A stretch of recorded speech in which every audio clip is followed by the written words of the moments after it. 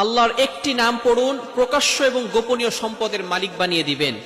এটা আমি বলছি না, আলী রাদিয়াল্লাহু তাআলা আনহু বলেছেন। কানজুল উম্মালের 975 নম্বর হাদিসের ভিতরে আসছে, হযরত আলী রাদিয়াল্লাহু তাআলা আনহু বলেছেন, যদি কোনো ব্যক্তি অলওয়েজ আল্লাহ তাআলার একটি নাম পাঠ করতে পারে, তাহলে আল্লাহ পাক রব্বুল আলামিন তাকে প্রকাশ্য এবং গোপনীয় সম্পদের মালিক বানিয়ে দিবেন। প্রকাশ্য সম্পদের মালিক মানে হচ্ছে আল্লাহ তাআলা আপনাকে সম্পদ দান করবেন, আল্লাহ তাআলা আপনাকে গাড়ি বাড়ি দান করবেন।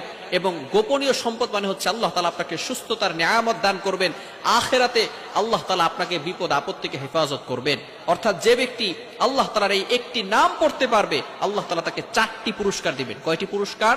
4টি পুরস্কার। 2টি পুরস্কার আল্লাহ তাআলা দুনিয়াতে দিবেন এবং 2টি পুরস্কার আল্লাহ তাআলা আখিরাতে দিবেন।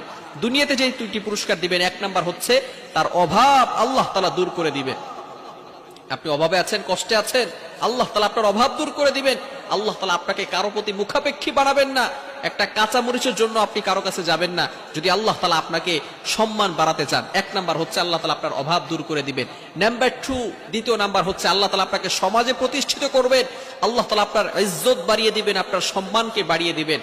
এই 2টি পুরস্কার আল্লাহ তাআলা দুনিয়াতে দিবেন এবং আর 2টি পুরস্কার আল্লাহ তাআলা আখিরাতে দিবেন। 1 নাম্বার আল্লাহ তাআলা কবরের আযাব আল্লাহ তাআলা ক্ষমা করে দিবেন, বলেন সুবহানাল্লাহ। এবং দ্বিতীয় নাম্বার পুরস্কার আখিরাতে দিবেন, সেটা হচ্ছে আল্লাহ তাআলা বলবেন, উদখুলিল জান্নাতা বিরহমাতি, go to the paradise with my mercy, আমার দয়ায় তুমি জান্নাতে চলে যাও, বলেন সুবহানাল্লাহ। এই 4টি পুরস্কার দিবেন। দোয়াটি হচ্ছে একেবারে ছোট্ট, আল্লাহ তাআলার নাম লা ইলাহা ইল্লাল্লাহুল মালিকুল হাক্কুল মুবিন। লা ইলাহা ইল্লাল্লাহুল মালিকুল হাক্কুল মুবিন।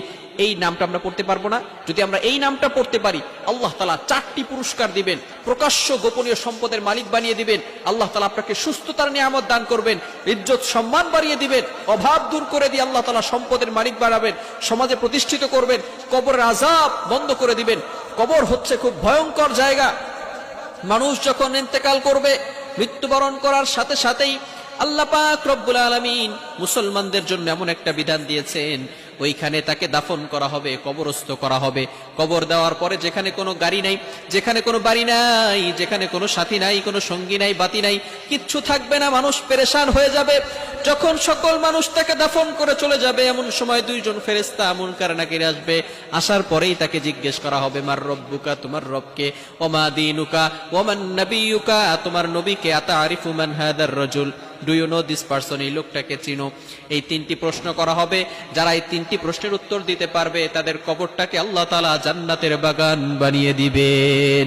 কিন্তু যারা এই 3টি প্রশ্নের উত্তর দিতে পারবে না, তাদের ব্যাপারে আল্লাহ পাক রব্বুল আলামিন ভয়ঙ্কর শাস্তির কথা বলে দিয়েছেন।